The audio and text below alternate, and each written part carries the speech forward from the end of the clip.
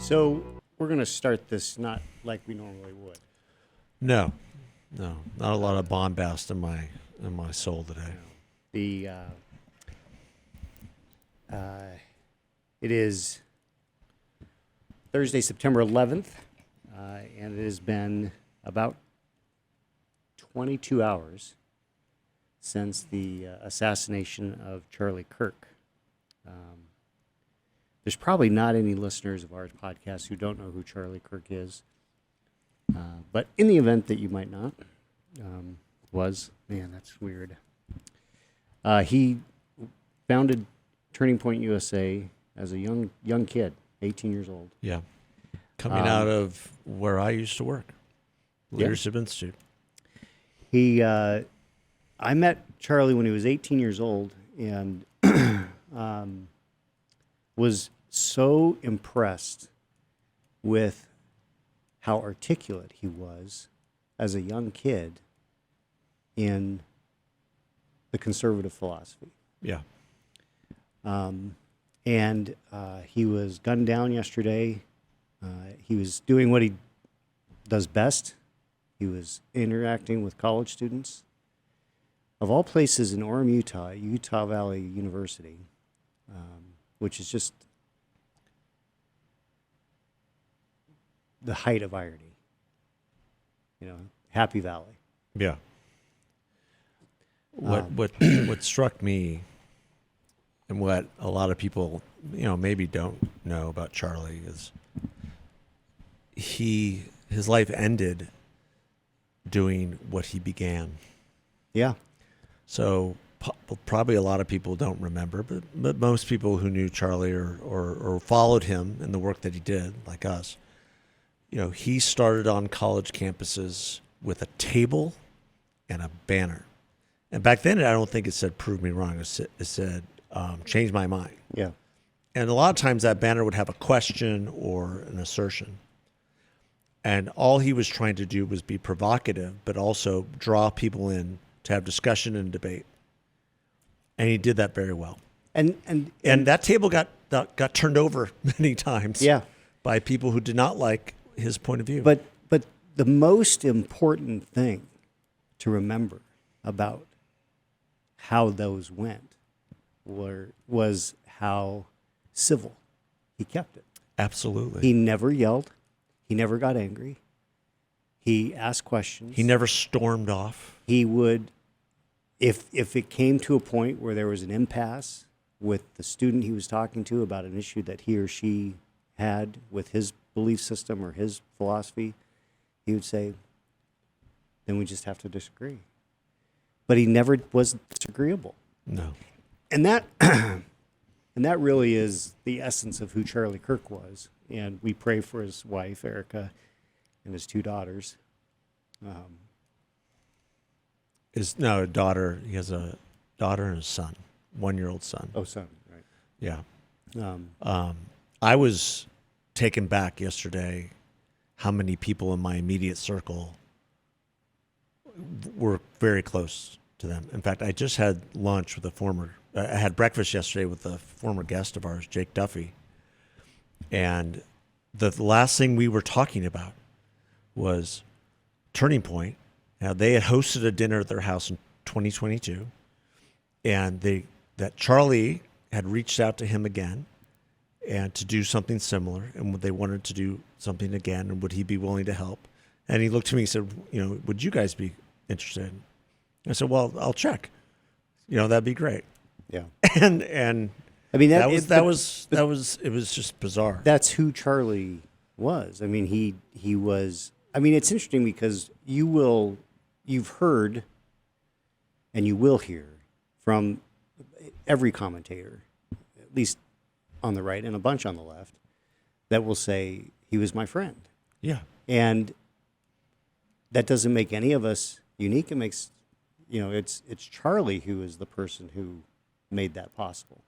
Because even though there were times that I disagreed with him, I mean, I think back now and it just seems so trivial. He was always someone who was a friend. Yeah. And, he was gracious as well. I mean, I was one of the people who helped him get started by introducing him to Foster Freeze Yeah. in 2012. And Yeah, Foster was a major figure for contributor. him, you know, and he was always grateful for that. Every time I saw him, he would say, "Thank you for everything you've done." And I didn't do anything. But I mean, he did things that you and I probably wouldn't do. I mean, you go speak on college campuses. I mean, I go speak to students, but it's in a classroom setting. It's different. He was out in the wild, in the belly of the beast, as it was said. And taking on this tough thing. And the thing that occurred to me yesterday was that just as, and because I was thinking, he definitely has had a lot of impact on people, more so than I think a lot of people realize. Because it is, when your main audience is young people, teenagers and college students, there is a unique bond that comes with that. And for us, it was someone like a Reagan, a William F. Buckley. Yeah. Right? And I really do think that Charlie Kirk is the William F. Buckley of this generation. That's an interesting point. He at a very young age, he started an organization to advance freedom, just as William F. Buckley did. Now, there's differences, obviously, but there's so many similarities, and obviously the fact that Charlie won't live into old age is just terribly sad. But his legacy, and he will have a legacy, because there's tens of thousands of young people who have been influenced by him for the last decade or more. Yeah. What I find, I think you're absolutely right. I'm trying to get my thoughts together here, but for us coming out of college, when the conservative movement was not so much in its infancy, but in its ascendancy in many regards, and having all these ideas in our heads and reading National Review and my first job was. That's where Charlie and I connected when I first met him, was about the Leadership Institute, mm-hmm. and being under the tutelage, and I posted about this yesterday, of Morton. And what that afforded me was to meet all these other icons of the movement who had a massive effect on me, who I became friendly with, like Ed Fulner, right, the head of, who we just lost recently, yep, who led the Heritage Foundation for decades, founded the Heritage Foundation. And I idolized Ed. And the greatest thing about Ed is one of the greatest things about Charlie. He didn't have to spend any time with me. Yeah. Like, I was nobody. I was just a kid who had his first job out of college trying to figure out, like, where the bathroom was at the 8001 Braddock Road in Springfield.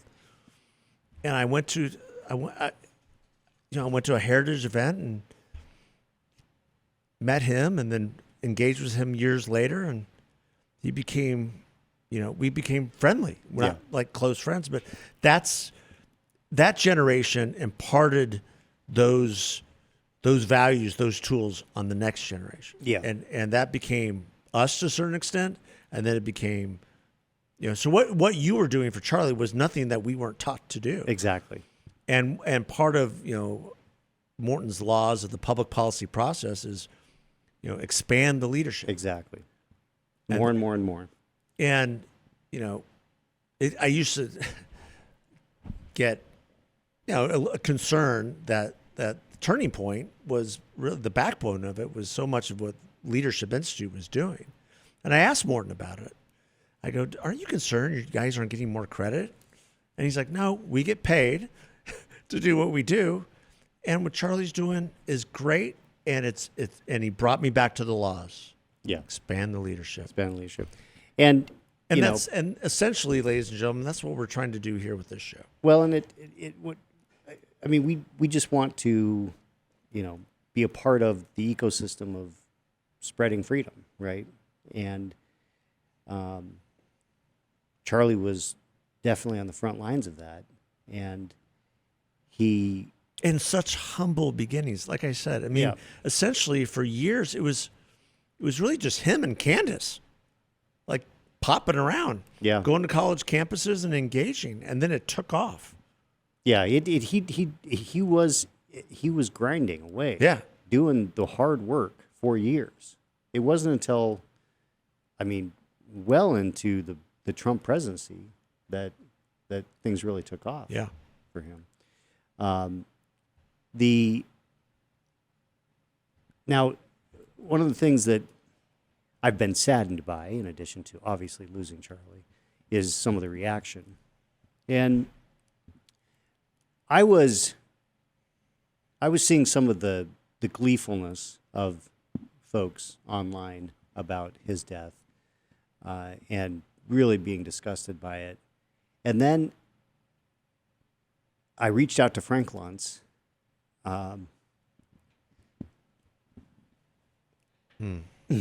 who's sorry. Frank has been a mentor of mine, for me, and someone who cares about civility in the public sphere. And he just immediately sent me the Robert F. Kennedy speech from when Martin Luther King was killed. And it is so appropriate.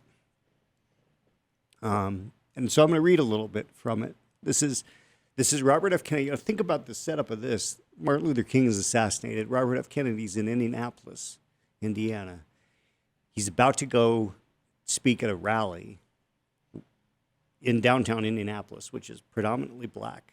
And most of his audience was black in this particular speech. He was running for president. And he starts it by saying, I have bad news for you and for all of our fellow citizens and people who love peace all over the world. That is that Martin Luther King was shot and killed tonight. Martin Luther King dedicated his life to love and justice and his fellow human beings, and he died because of that effort. And then he goes on and he says, we can understand. Well, actually, this is in this difficult time in the United States, it's perhaps well to ask, what kind of a nation are we and what direction do we want to move in? For those of you who are black, considering the evidence, there evidently is that there were white people who were responsible. You can be filled with bitterness, with hatred, and a desire for revenge. We can move in that direction as a country in great polarization, black people amongst black people, white people amongst white people, filled with hatred toward one another. Or we can make an effort, as Martin Luther King did, to understand and comprehend and to replace that violence, that stain of bloodshed that is spread across our land, with an effort to understand with compassion and love. For those of you who are black and are tempted to be filled with hatred and distrust at the injustice of such an act against all white people, I can only say that I feel in my own heart the same kind of feeling. I've had a member of my family killed, but he was killed by a white man. But we have to make an effort in the United States. We have to make an effort to understand, go beyond these rather difficult times. And you could change that to say, for those of you who are conservative and are tempted to be filled with hatred and distrust at the injustice of such an act, which was obviously done by somebody on the left. I mean, make no mistake. Yes, we don't know who it was. This was an assassination of a political figure that was done by somebody who had an opposing view. There's just no question. Yeah, they're discovering that as we record this. So what a great message for us to, rather than react with anger and disgust and hatred towards people who are celebrating Charlie's death, we try to reach with compassion and love. Because that's what we need in this country, is we need to love each other. We need to be able to go back to a point in time where we can have political disagreements without violence. And, I mean, if there's anything I think that Charlie Kirk would want, it would be to get the hatred out of the process. And let's find the love. As hard as that can be when we see people celebrating the death of somebody that they don't agree with. And I pray that that this doesn't happen again, right or left. Yeah. Now, will it? Unfortunately, it probably will. But no, I had a friend. We really got to get back to love one another. Yeah, I had a friend send me a text. Like you, I received a lot of texts yesterday. Feeling that maybe we're entering some really dark times akin to 1968, the time that you're talking about. And then a friend of mine this morning, she had just come out of a mass for 9/11 at her child's school. This is my friend Monica, who lives in Newport, and this was the reading this morning. I'm going to try not to cry either, but it goes in line with the mass transformation to faith that Charlie made in his life versus when you and I first met him to what he became. Yeah. And from Luke, Jesus said to his disciples, "To you who hear, I say, love your enemies. Do good to those who hate you. Bless those who curse you. Pray for those who mistreat you. To the person who strikes you on one cheek, offer the other as well. And from the person who takes your cloak, do not withhold even your tunic. Give to everyone who asks of you, and from the one who takes what is yours, do not demand it back. Do to others as you would have them do to you. For if you love those who love you, what credit is that to you? Even sinners love those who love them. And if you do good to those who do good to you, what credit is that to you? Even sinners do the same. If you lend money to those from whom you expect repayment, what credit is that to you? Even sinners lend to sinners and get back the same amount.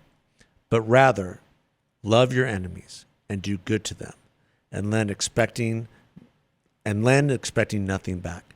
Then your reward will be great, and you will be the children of the Most High." Yeah.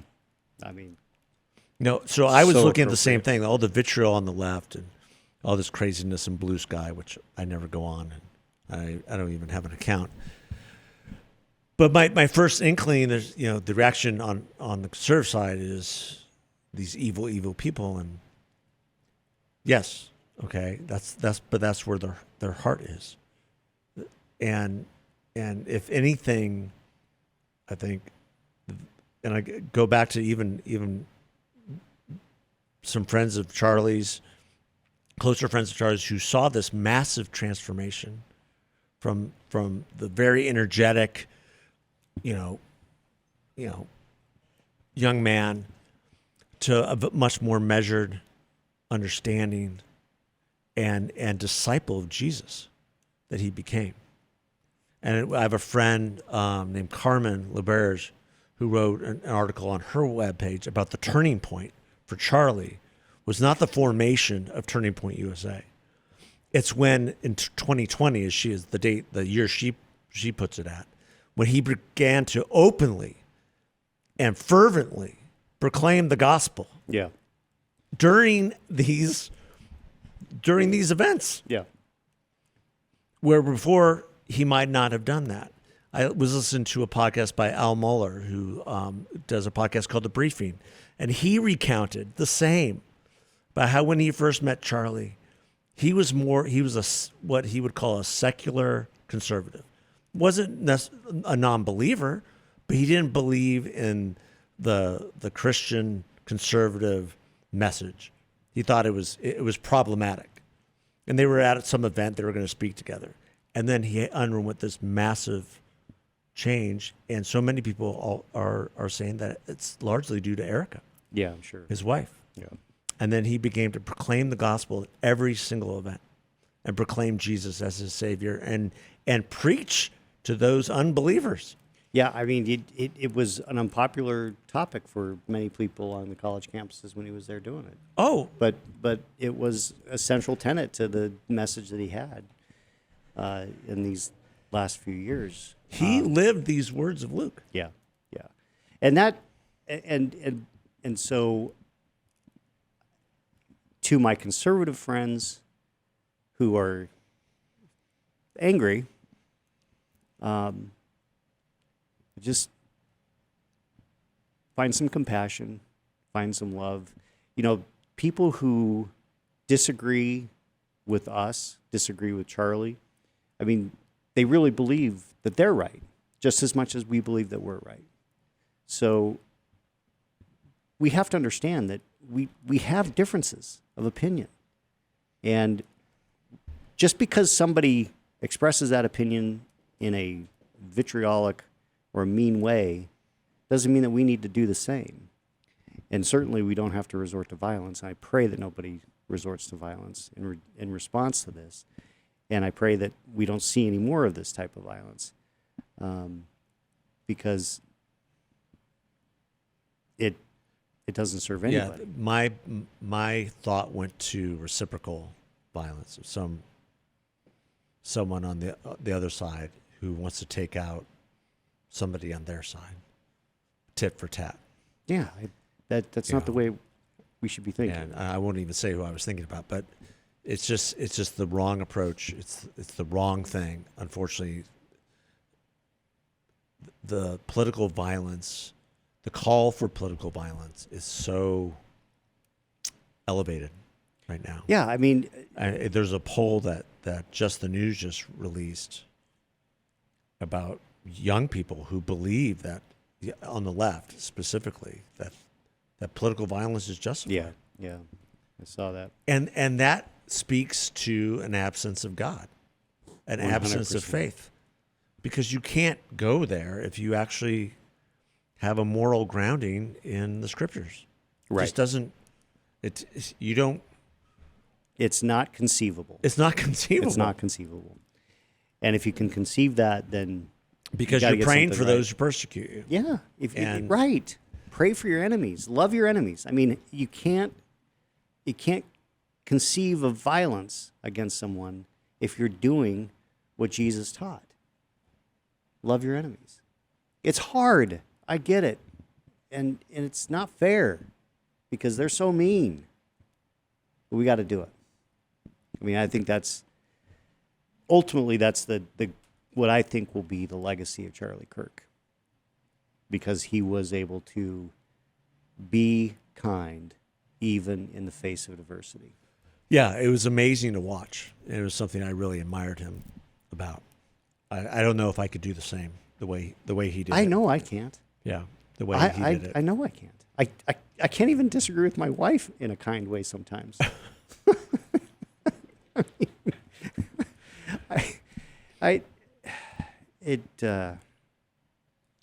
Yeah. So, obviously, this will weigh on us for a while, but I think we have to have a message of hope. We can turn this around. We can be an example to others and try to turn the temperature down in this political discourse. And, obviously we all see it online. It's the outrage is what gets the engagement and the clicks and that kind of thing. And maybe the social media companies figure out ways to change the algorithm. Maybe, I mean, the incentive structure is set up antithetically Yeah, that's to true. kindness, right?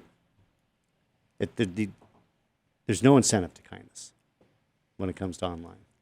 Well, because most people are, anonymous. And there's Yeah. plenty of bots that come at you and are programmed to do so. And, it goes back to, the last episode we pointed out that only 20% of Americans are on Twitter. Yeah. So maybe that, and maybe that's where we can find some hope. Well, and those 20% are fairly radicalized within their Their own echo bubble. chambers. Yeah, their Yeah. echo chambers. Their own bubble. I thought the statements by Joe Biden and Barack Obama, and even later in the day, Kamala Harris, were helpful. Who had, I agree. I was I was surprised. very impressed, very impressed with the statement from Governor Katie Hobbs. And I was very impressed with the statement from both Mark Kelly and Ruben. Obviously, Mark Kelly feels this personally. Yeah. But Ruben Gallego, absolutely solid statements from Katie Hobbs and Ruben Gallego. So kudos to our Democratic leaders in this state. Well, I mean, Charlie chose to raise his family here. He chose to, put his business here. And there are a lot of, like I said, there's a lot of people in different spheres who came in contact with him. Yeah. And whether you agreed with him or not, I mean, he's part of Phoenix. Right. He was part of the community. Yeah. There was a vigil last night at Trinity Church over here in Scottsdale. Pastor Mark Driscoll sent out. It was like from 6:30 to 8:30. I'm assuming that's might be where his services are. He was. That's where he went to church. That's where he was pouring into his faith. Yeah. He also attended Mass with his wife. Yeah. So it's. She went to Notre Dame. Yeah. I got texts from a lot of people who knew her or know her. She's not gone. Yeah. And I can't imagine what she's having to deal with those children. That's where my first thought went. Well, and that really does, sum it up, right? And maybe that's a good place for us to finish this, is that at the end of the day, Charlie was a husband and a dad. Yeah. And that's The highest call. Yeah. He was asked, how he would want to be remembered, and he turned to his faith. Yep. And the fact that he's a husband and a father. And it is absolutely, it's the most important thing you will ever do. And unfortunately, we have a husband-father crisis in this country that is leading to a lot of this violence, both in our inner cities and in the political sphere. Yeah. I can guarantee. I don't want to make any proclamations, but whoever this person was probably grew up without a father and had severe issues, or had severe issues at home. I don't know. Dysfunctional issues. I don't know. And so whatever we do, we need to lift up families. Yeah. And certainly Erica and the kids. Yeah. So, well, God bless you, Charlie. We know you're at peace. And thank you for listening, folks. God bless.